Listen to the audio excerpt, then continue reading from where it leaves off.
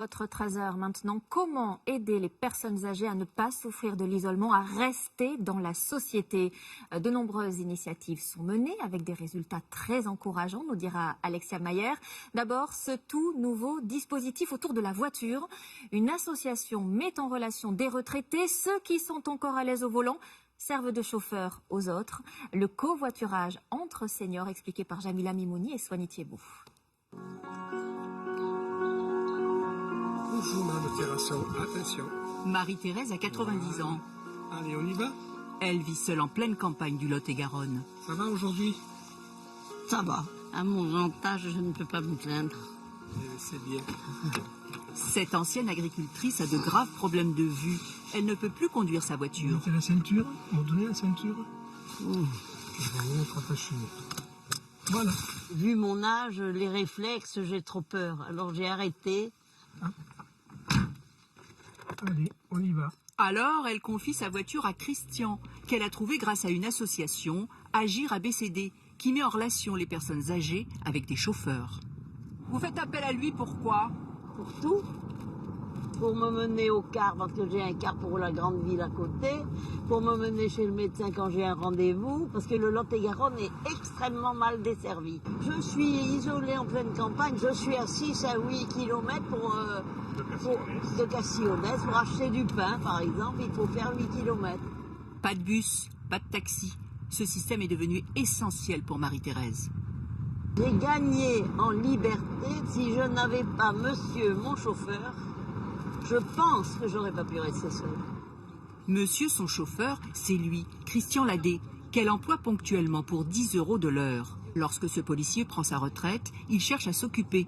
Alors, il y a 2 ans, il contacte Agir ABCD, qui cherchait des chauffeurs. On s'est rencontrés avec les enfants de Marie-Thérèse. Nous nous sommes rencontrés et on a signé un contrat. Vous verrez le gâteau que je vous ai porté.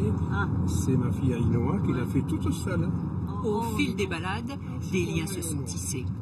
C'est devenu une amitié maintenant. C'est plus du tout l'employeur et l'employé. Cette association a déjà 204 chauffeurs dans son fichier. L'idée a germé dans la tête de Jean-Alain Trimouille. Il y a 3 ans, il est parti d'un constat simple. Quand on ne peut plus faire son jardin, on prend un jardinier. Quand on ne peut plus faire son ménage, on prend une aide ménagère. Mais on va bâtir sur la même chose. On va chercher un chauffeur. Et les candidats se bousculent. Ils recrutent des retraités de toute profession, avec une condition, détenir son permis de conduire depuis plus de 15 ans. Il est de quand ce beau permis? Ah, ce beau permis, il est de 1964. Oh, mais il est tout neuf. Et ce n'est pas tout. Ils sont en plus testés par une auto-école. Bernard Trifot est passé par là. Il a été l'un des tout premiers à être testé il y a 3 ans. Très régulièrement, il conduit une personne de 94 ans. Pour cet ancien artisan boulanger, c'est un petit complément de retraite. Et autour de 100, 250 € suivant les mois, des fois c'est 150. C'est très variable, quoi. Disons que pour un artisan qui a une petite retraite, c'est quand même pas négligeable.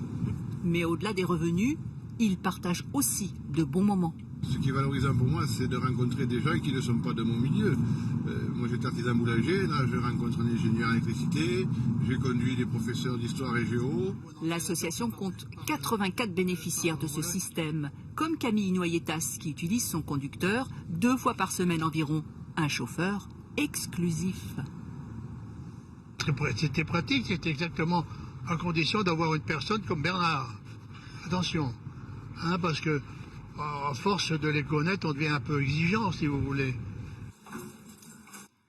Au départ, limité au Lot-et-Garonne, l'opération va s'étendre à 10 autres départements avant la fin de l'année.